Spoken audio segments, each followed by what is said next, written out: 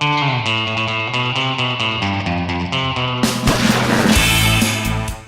à tous et bienvenue sur le blog de El Programmator. Pour ceux qui ne connaîtraient pas encore, El Programmator c'est un blog de critique de cinéma. Une fois par an je fais une vidéo afin de faire le top 10 de l'année.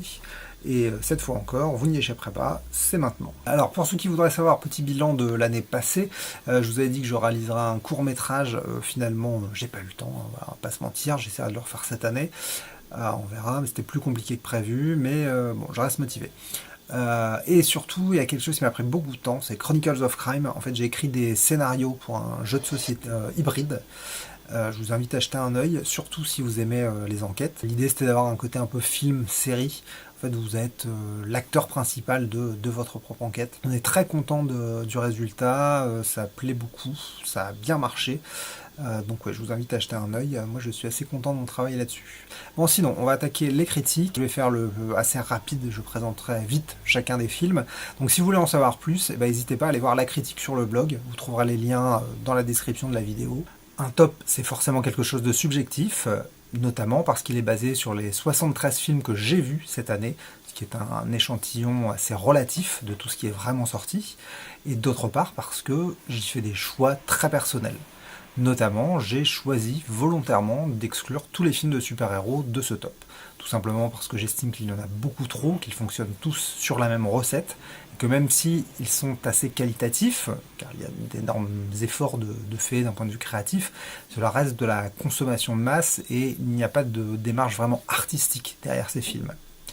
Pourtant, j'ai hésité à inclure Avenger, qui est un événement, qui est une vraie démarche de production. C'est l'aboutissement d'un projet d'une dizaine d'années, si je ne me trompe, puisqu'il a commencé avec les premiers Iron Man, qui ont construit petit à petit tout ce mythe qui aujourd'hui est exploité dans ce film.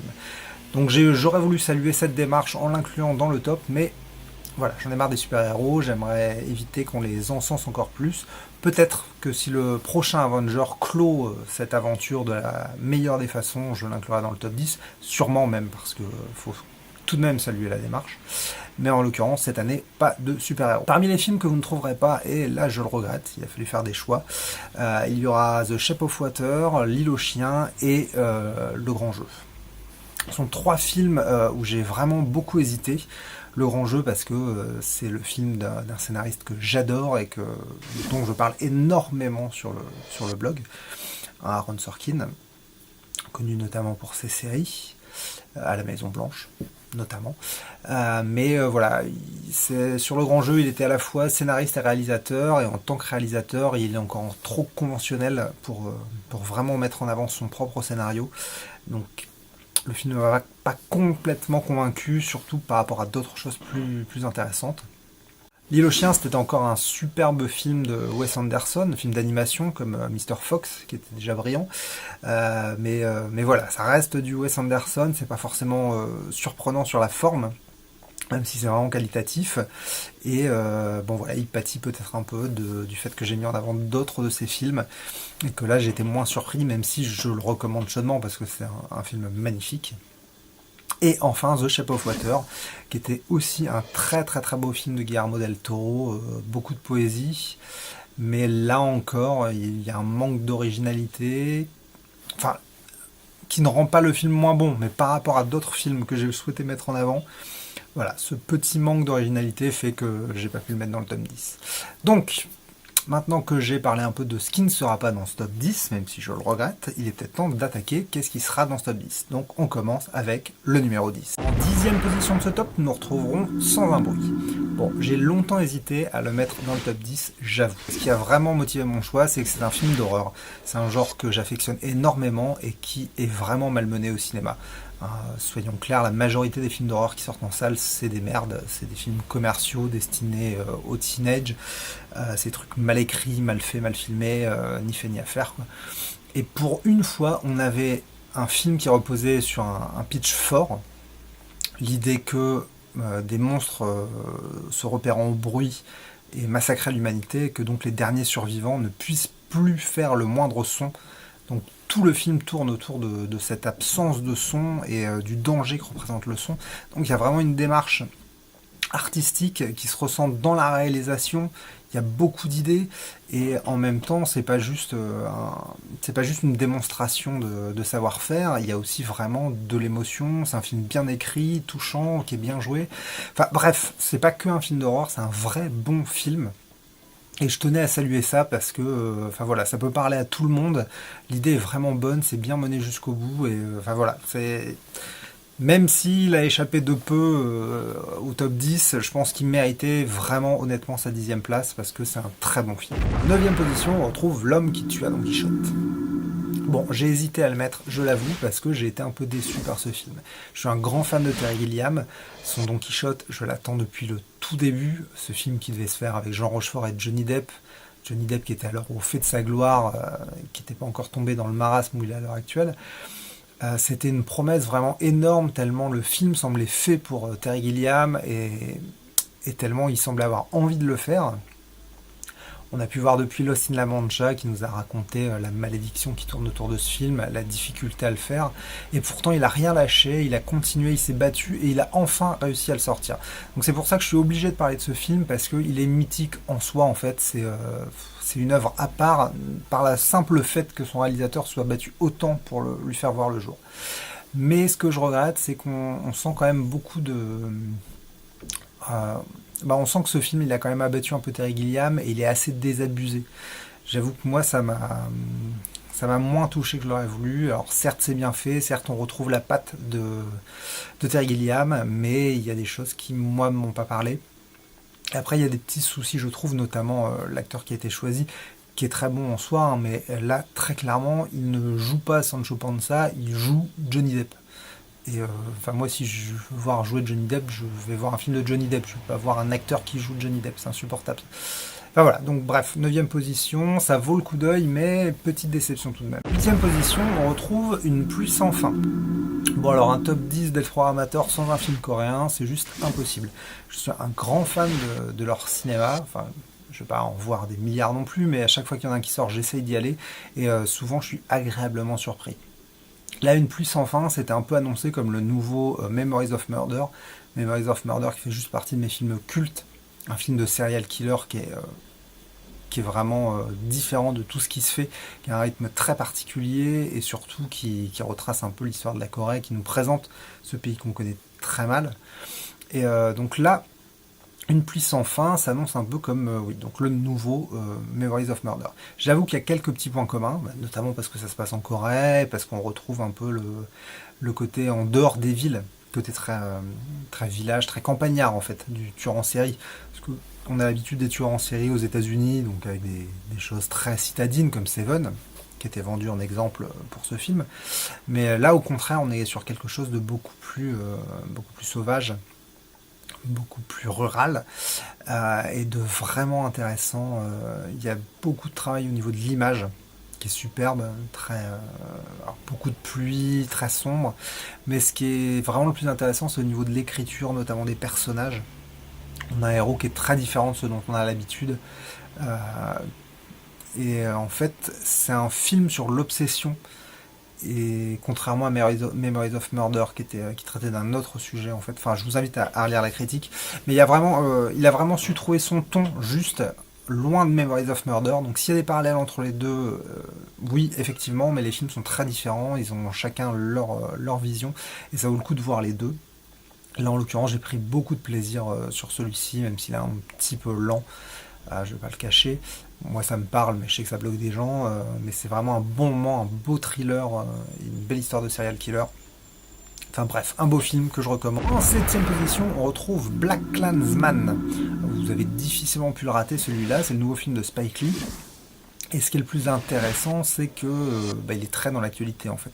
BlacKkKlansman, ça raconte une histoire vraie, qui s'est passée dans les années 70, s'il me semble, si je ne me trompe pas, et c'est comment un Afro-Américain a réussi à infiltrer le Ku Klux Klan. Et donc ce qui est intéressant dans ce film, qui est militant, on va pas se mentir, c'est qu'il n'est pas partisan. C'est-à-dire que c'est pas oulala les méchants blancs, oulala les gentils Afro-Américains. Non, c'est vraiment, il essaye de démonter le fascisme sous toutes ses formes, l'extrémisme en fait sous toutes ses formes, mais notamment de nous rappeler que même s'il y a des progrès dans notre société à l'heure actuelle, on est très loin d'avoir réglé le problème en fait, et notamment comme on a pu le voir dans les faits divers aux États-Unis. Donc le film est vraiment intéressant d'un point de vue social. C'est une comédie très juste avec un personnage principal qui est incroyable. Je connaissais pas cet acteur avant, mais franchement j'espère qu'il va refaire beaucoup d'autres choses parce qu'il est très très bon.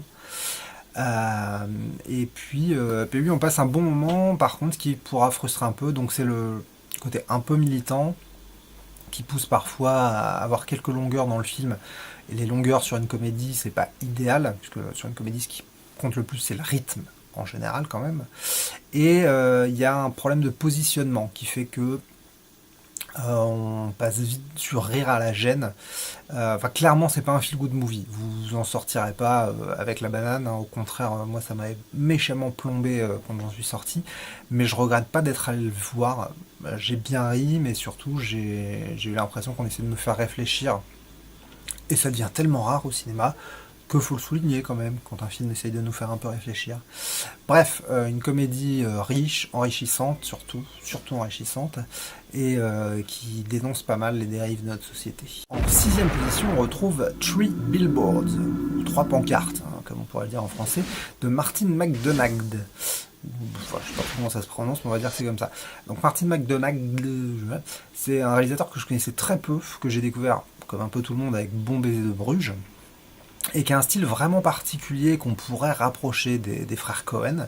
D'ailleurs, le Three Billboards est très très dans l'esprit des frères Cohen, et qui a un mélange de comédie et de drame, qui pose une ambiance vraiment particulière, qui peut avoir un côté un peu malsain parfois, mais qui est poignante, qui est vraiment touchante.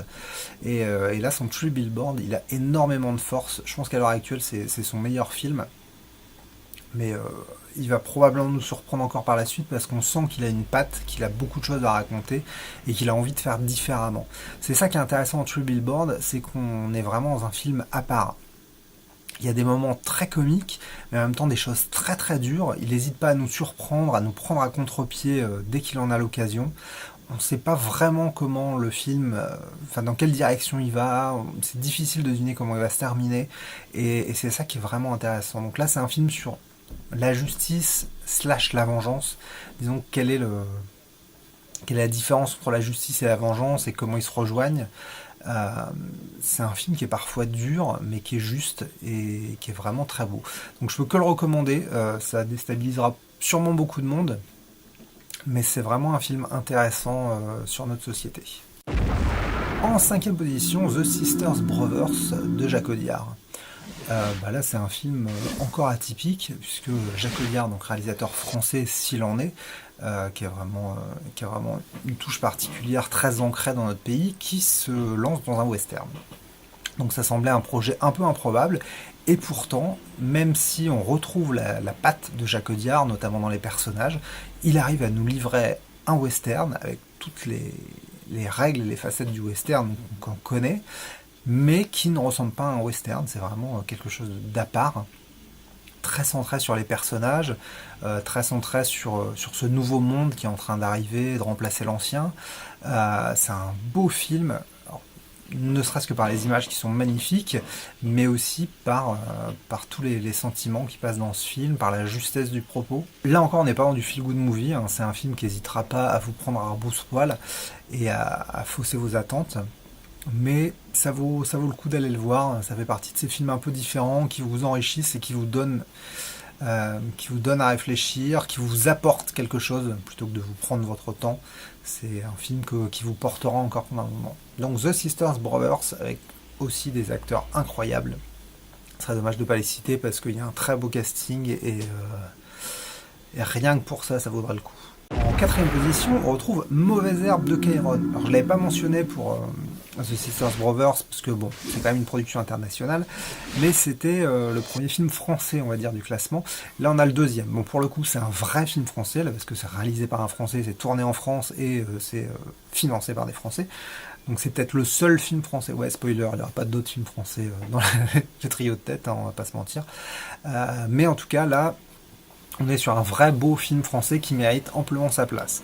A noter que sur le blog, c'est le seul film de l'année auquel j'avais mis 5 étoiles. Bon, je l'avais un peu surcoté parce que j'étais vraiment surboosté par ce film et que j'avais envie de le mettre en avant parce qu'il mérite qu'on parle de lui beaucoup plus que ce n'est fait en fait. Hein. Parce que Mauvaise Herbe, c'est une comédie intelligente. Et rien que ça, on a tout dit en fait. C'est tellement rare. On rit tellement de la bêtise, on s'abrutit tellement pour se détendre, qu'une comédie qui fait réfléchir, qui donne à réfléchir, qui est bien faite, bah voilà, ça change tout en fait. Et là, c'est assez incroyable. C'est une comédie sur le vivre ensemble, mais le vrai vivre ensemble, avec ses qualités, ses défauts. Le fait que ça demande des efforts un peu à construire ce vivre ensemble. Et voilà, c'est un film avec des beaux personnages, avec une belle histoire qui ne cède pas à la facilité. Franchement, je peux que le recommander. Là, pour le coup, on est sur du vrai bon feel-good movie. Vous en sortirez avec la patate comme pas permis.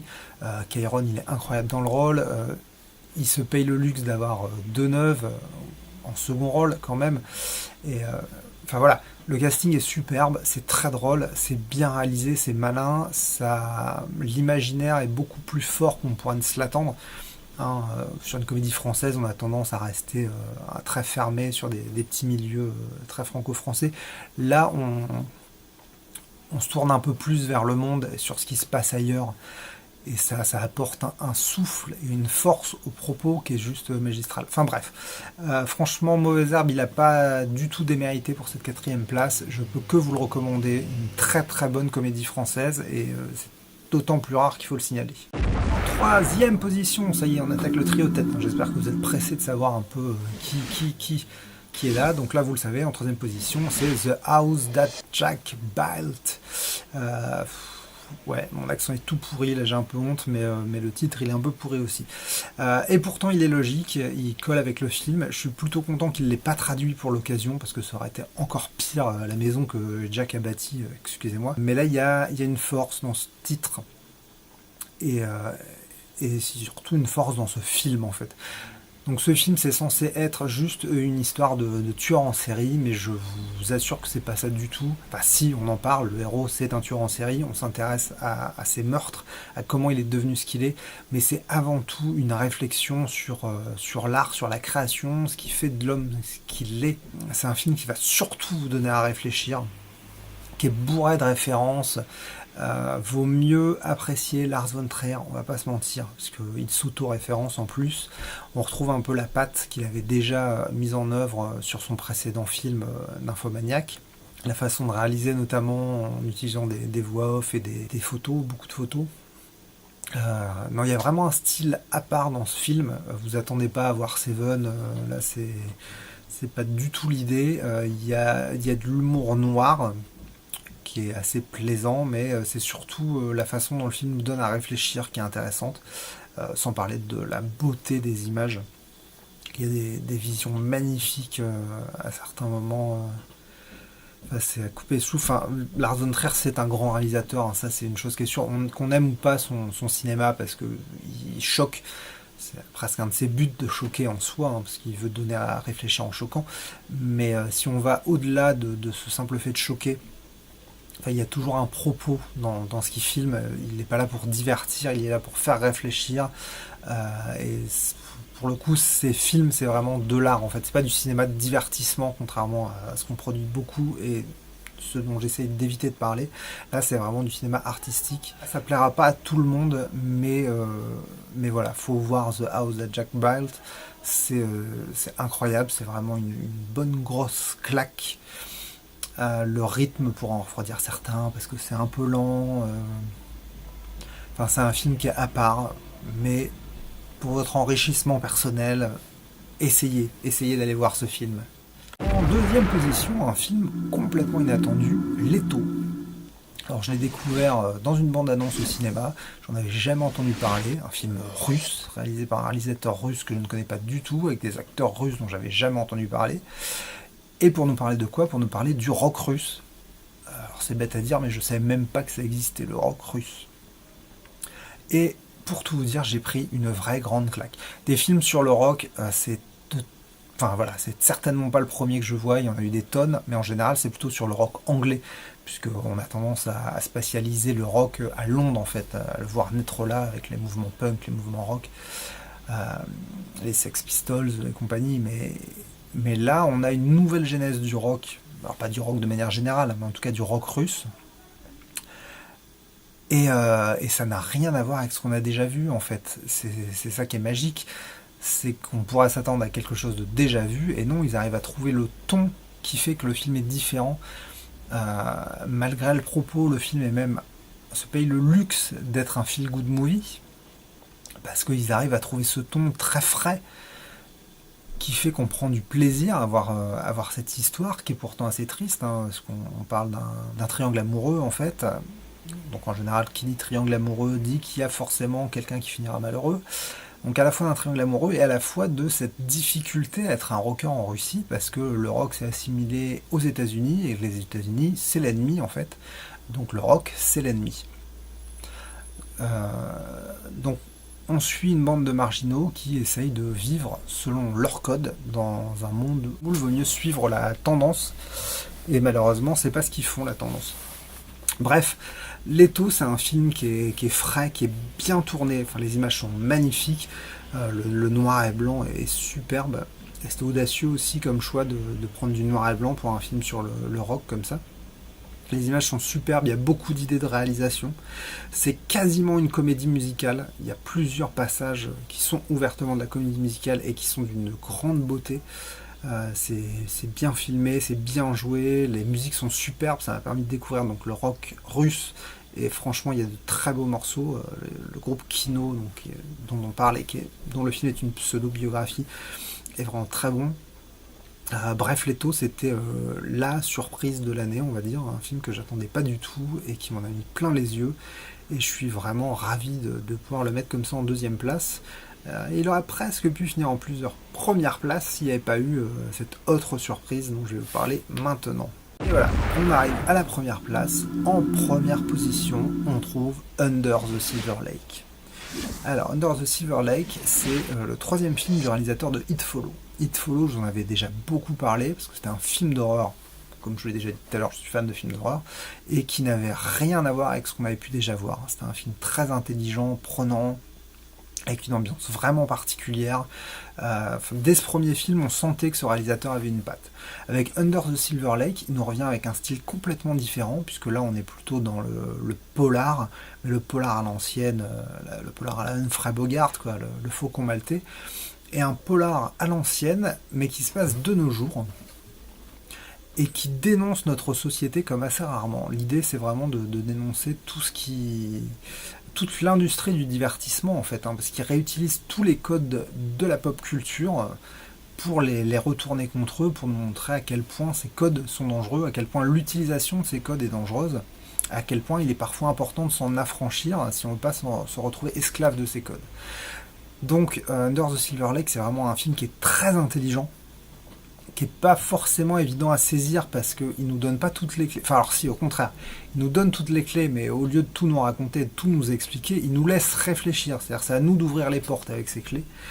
Ça peut en déstabiliser certains, mais c'est bien qu'il ait pris ce risque-là, parce que un des codes les plus désagréables du cinéma de divertissement, c'est quand même de tout nous dire. C'est ces monologues interminables où on nous raconte tout ce qu'on a pu déjà comprendre si on a suivi un petit peu l'action.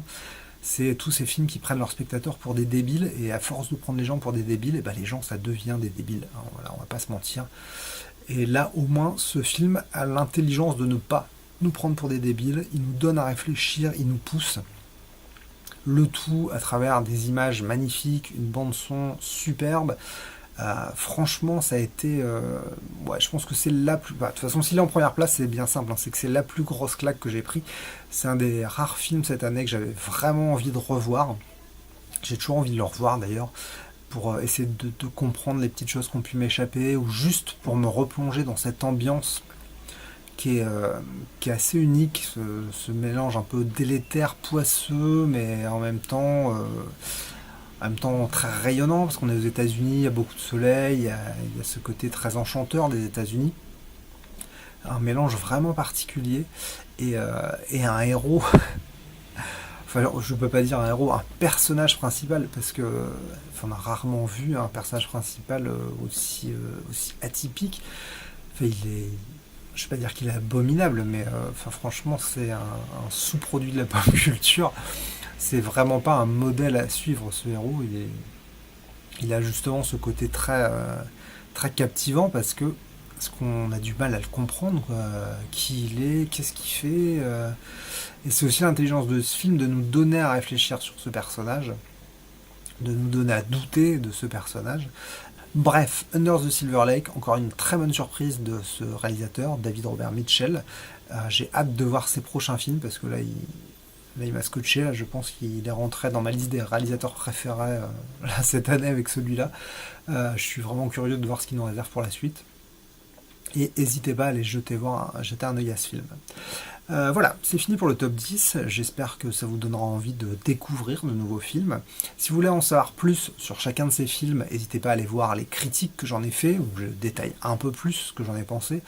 Là, je fais très court, parce que l'idée, c'est que la vidéo, elle dure pas 3 heures, que ce soit un peu punchy. On espère que 2019 nous réserve encore beaucoup de surprises. Moi, j'attends quelques films. On verra si mon attente sera trompée ou pas. Ceux qui veulent savoir ce que je vais faire cette année, alors l'année dernière j'avais annoncé que je ferais un court métrage, finalement j'ai pas eu le temps, ça a été plus compliqué que prévu, donc je verrai si je le fais en 2019. Une chose est sûre, c'est que 2019 je veux finir la trilogie Carrousel Funeste, donc il me reste plus que le tome 3 à finir, là j'en ai écrit plus de la moitié, donc faut que je m'y mette pour terminer en début d'année. Je vais sûrement rebosser sur Chronicle of Crime, sûrement faire quelques scénarios, et puis voilà, je sais pas ce que je ferai d'autre. Je vais continuer le programmateur, j'imagine. Donc n'hésitez pas à suivre le blog ou la page Facebook pour être au courant des dernières nouveautés. J'espère que cette vidéo vous a plu. Je pense pas que je ferai beaucoup d'autres vidéos cette année encore, parce que j'ai pas énormément de temps. Donc j'imagine qu'on se retrouve pour le top 10 de 2019. Je vous souhaite une bonne année et à la prochaine.